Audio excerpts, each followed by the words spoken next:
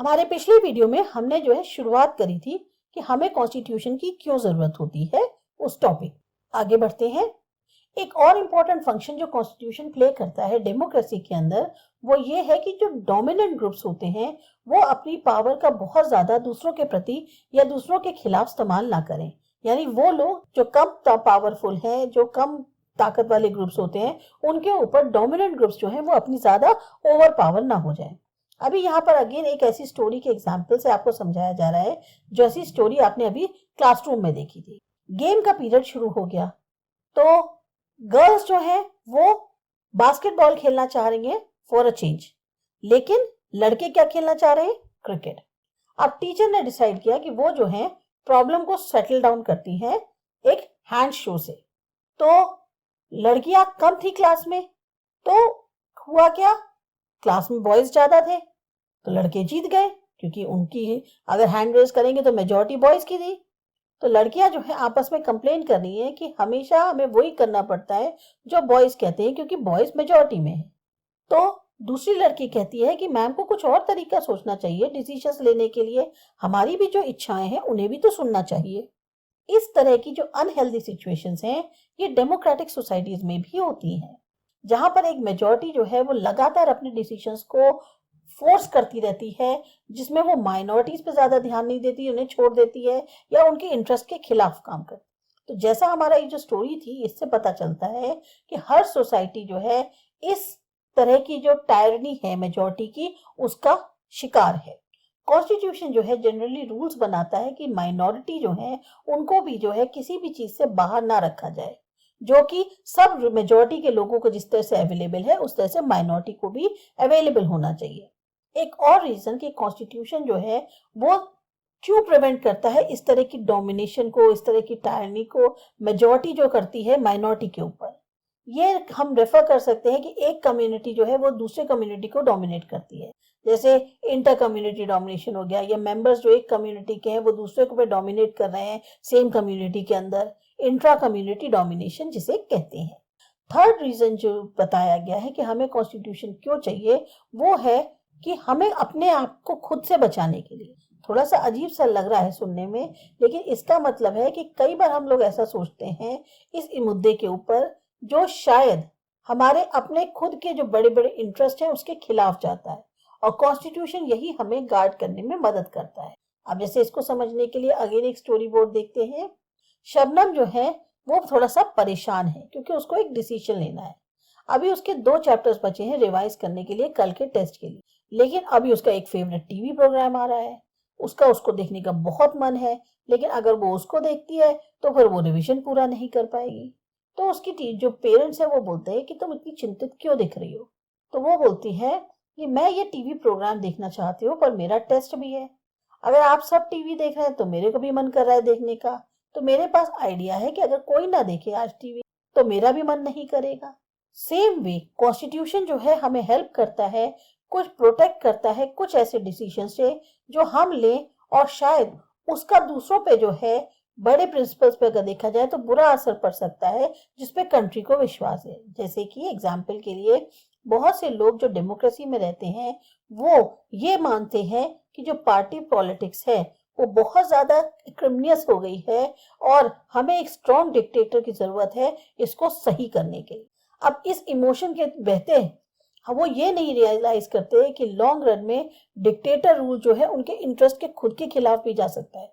आज तो तुमको जो चीज नहीं पसंद आ रही तुमने उसके लिए वो डिसीजन ले लिया, पर अगर लॉन्ग रन में सोचो तो वही डिसीजन तुम्हारे खुद के इंटरेस्ट के भी खिलाफ आ सकता है, क्योंकि वो जो चुन के लाओगे वो डिक्टेटर होगा। पर एक अच्छा संविधान जो है वो नहीं अलाउ करता कि किसी भी तरीके से जो बेसिक स्ट्रक्चर है उसमें बदलाव किया जाए। कोई भी इतनी आसानी से प्रोविजंस जो है उन्हें नहीं चेंज कर सकता कि जो सिटीजन्स की राइट को गारंटी करती है या उनके फ्रीडम को प्रोटेक्ट करती है। तो जो ऊपर का डिस्कशन था उससे ये समझ में आया कि कॉन्स्टिट्यूशन जो है वो बहुत इंपॉर्टेंट रोल प्ले करता है डेमोक्रेटिक सोसाइटीज के अंदर। अगर हम रिकैप करें एक रीजंस का कि कॉन्स्टिट्यूशन एक इंपॉर्टेंट रोल कैसे प्ले करता है, क्यों प्ले करता है डेमोक्रेटिक सोसाइटीज के अंदर, तो हम जो है कुछ कॉन्स्टिट्यूटिव रूल्स जो हैं उनको एग्जांपल्स के थ्रू एक बार फिर से रिवाइज कर लें। जैसे एग्जाम्पल दिया था, पहला हमने जो पढ़ा था वो नेपाल के लोगों का था कि उन्होंने एक नया कॉन्स्टिट्यूशन एक्सेप्ट किया जब उनको सक्सेस मिली जो पीपल मूवमेंट चला रहे थे डेमोक्रेसी का। सुरेश जो क्लास का मॉनिटर था वो गलत तरीके से अपने जो क्लास के बच्चे हैं उनको डांट पड़वा रहा था। जो गर्ल्स थी वो बास्केटबॉल खेलना चाहती थी लेकिन उनको नहीं मौका दिया गया क्योंकि बॉयज की मेजॉरिटी थी क्लास में। शबनम ने डिसाइड किया कि वो अपने जो है चैप्टर को रिवाइज करेगी बजाय टीवी देखने। तो कॉन्स्टिट्यूटिव रूल्स क्या आते हैं, वो ये ऐसे आइडियाज बताता है कि किस तरह की कंट्री होनी चाहिए जिसमें कि हम रहना चाहते हैं। अब ये समझने की कोशिश करते हैं कि किस तरीके से ये जो और पॉइंट्स हैं ये कुछ आइडियाज या रूल्स जो हैं जो ले डाउन करते हैं जिससे हमें की फीचर्स जो कॉन्स्टिट्यूशन के हैं उनको समझने में आसानी हो। हमारा अगला टॉपिक है द इंडियन कॉन्स्टिट्यूशन की फीचर्स। अब मुख्य फीचर्स क्या हैं हमारे इंडियन कॉन्स्टिट्यूशन के। जो बिगनिंग हुई थी 20th सेंचुरी की उसमें इंडियन नेशनल मूवमेंट जो है वो बहुत एक्टिव रहा था क्योंकि वो जो है इंडिपेंडेंस जो ब्रिटिश रूल के खिलाफ हो रही थी कई दशकों से उसके अगेंस्ट स्ट्रगल कर रहा था। तो जो फ्रीडम स्ट्रगल चल रहा था उसके दौरान जो नेशनलिस्ट यानी जो राष्ट्रीय लोग थे उन्होंने अपना बहुत समय जो है इसमें गुजारा कि किस तरीके से इमेजिन कर रहे हैं, प्लान करना है कि हमारी अगर भारत जो है वो फ्री हो गया तो वो फिर कैसा होगा। ब्रिटिश के अंडर जो है उन्हें वो रूल्स को ओबे करना पड़ रहा था जो उनके द्वारा दिए जा रहे थे, यानी कि हम इंडियंस का उसमें उनको बनाने का बहुत कम रोल था। हमको कोई रूल बनाने का मौका नहीं मिला था। जैसे रूल्स हम पे लादे जा रहे थे हम उन रूल्स को फॉलो कर रहे थे। तो एक बहुत लंबा अनुभव ये जो इस तरीके के रूल का रहा था जिसमें अथॉरिटी ब्रिटिश की ज्यादा थी कॉलोनियल स्टेट्स में, उससे इंडियंस इतना ज्यादा कन्विंस हो गए थे कि जो फ्री इंडिया होना चाहिए वो एक डेमोक्रेसी होनी चाहिए जिसमें हर एक को बराबर का दर्जा हो और हर एक कोई जो है गवर्नमेंट में हिस्सा ले पाए। अब रह क्या गया था करने के लिए कि किस तरीके से उन चीजों पे काम किया जाए, उन तरीकों पे काम किया जाए जिसमें से एक गवर्नमेंट जो है डेमोक्रेटिक गवर्नमेंट इंडिया में स्टैब्लिश करी जा सके, सेटअप करी जा सके और रूल्स जो है वो डिटरमाइन बना कर सके कि इसकी फंक्शनिंग कैसी होगी। अब ये एक आदमी का तो काम हो नहीं सकता, तो इसलिए लगभग 300 लोग जो हैं जो मेंबर्स बने कॉन्स्टिट्यूएंट असेंबली के उनने ये काम किया 1946 में और जो लगातार मिलते रहे अगले 3 सालों तक ताकि इंडियन कॉन्स्टिट्यूशन को लिखा जा सके। ये जो मेंबर्स थे कॉन्स्टिट्यूएंट असेंबली से इनके सामने एक बहुत बड़ा टास्क था। कंट्री जो है बहुत अलग अलग कम्युनिटीज की बनी हुई थी जो कि अलग अलग लैंग्वेजेस को बोलती थी, अलग रिलीजन्स को मानती थी और उनका अपना अलग कल्चर था। जब कॉन्स्टिट्यूशन को लिखना शुरू किया गया तो इंडिया जो है बहुत ज्यादा कंफ्यूजन की स्टेट से गुजर रही थी। जो पार्टीशन हुआ था इंडिया और पाकिस्तान के बीच में वो भी जो है अभी ताजा ताजा था। तो कुछ जो प्रिंसली स्टेट्स थे अभी वो डिसाइड नहीं कर पा रहे थे अपने फ्यूचर को लेकर और जो सोशो इकोनॉमिक कंडीशंस थी इतने सारे लोगों की अभी वो भी जो है थोड़ी सी धुंधली सी धूमल सी नजर आ रही थी। ये सारे इश्यूज जो हैं जो भी मेंबर्स थे कॉन्स्टिट्यूएंट असेंबली के उनके दिमाग में घूम रहे थे जब वो कॉन्स्टिट्यूएंट को या कॉन्स्टिट्यूशन को ड्राफ्ट कर रहे थे। तो उन्होंने जो है एक ऐसा मतलब जिसे कह दिया उनके पास एक ऐसा अवसर आया जब उन्होंने जो है एक कंट्री के लिए एक विजनरी डॉक्यूमेंट बनाया जिसमें पूरी तरह से रिस्पेक्ट को रखा गया, डाइवर्सिटी को मेंटेन करते हुए और साथ ही साथ जो है नेशनल यूनिटी को संभालते हुए। मतलब हमारे यहाँ अलग अलग तरीके के लोग हैं, अलग अलग समुदाय हैं, तो एक तरफ हमें उनको एक भी रखना है और उनकी जो विभिन्नता है उसको भी बरकरार रहना है, उसको भी मेंटेन रखना है। तो जो फाइनल डॉक्यूमेंट जो है वो ये भी दर्शाता है कि किस तरह से उनका चिंता जो थी कि कंसर्न जो था कि गरीबी हटानी है सोशो इकोनॉमिक रिफॉर्म्स की वजह से, साथ ही साथ जो रोल होता है बहुत ज्यादा अहम रोल होता है लोगों का कि वो अपने रिप्रेजेंटेटिव्स को चुन सकें। तो अभी आपको यहाँ पर जो है कुछ की फीचर्स बताए गए हैं इंडियन कॉन्स्टिट्यूशन के। इनको पढ़ते वक्त आपको एक चीज ध्यान में रखनी होगी कि जो भी अभी ऊपर बताया गया था जो कंसर्न्स थे diversity, unity, socio economic reform या रिप्रेजेंटेशन को लेकर जो ऑथर्स थे इन डॉक्यूमेंट के उनको कितना ज्यादा इन सब चीजों से जूझना पड़ रहा था।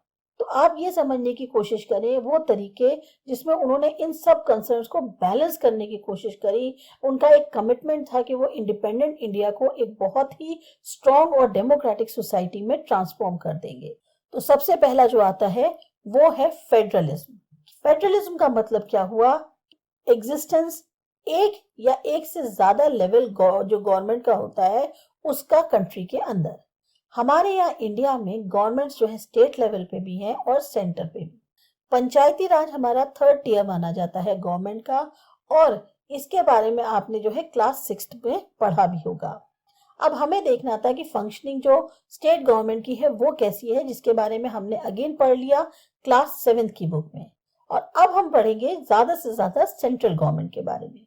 जो बहुत सारी कम्युनिटीज हैं इंडिया के अंदर, उनका मतलब क्या हुआ कि जो सिस्टम है गवर्नमेंट का वो इस तरीके से बनाना था कि उसमें जो है खाली वही लोग इन्वॉल्व ना हो जो खाली कैपिटल सिटी जो न्यू दिल्ली के है वहां रहते हैं, बल्कि वहां बैठ के उन्हें डिसीजन ऐसे करने हैं जो सबके लिए हो।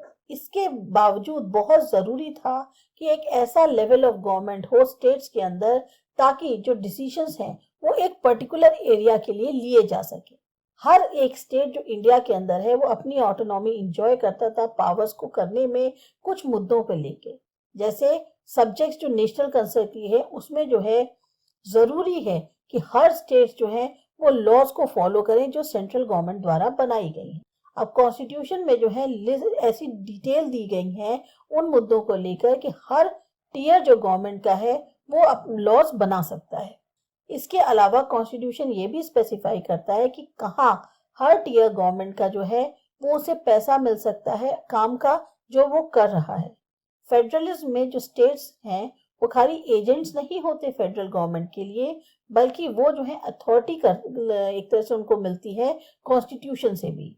सारे लोग जो इंडिया में हैं वो लॉज और पॉलिसीज के द्वारा गवर्न किए जाते हैं, जो कि हर लेवल जो गवर्नमेंट का है उसके द्वारा बनाए जाते हैं। इसके बाद है पार्लियामेंट्री फॉर्म ऑफ गवर्नमेंट, वो करेंगे अगले वीडियो में।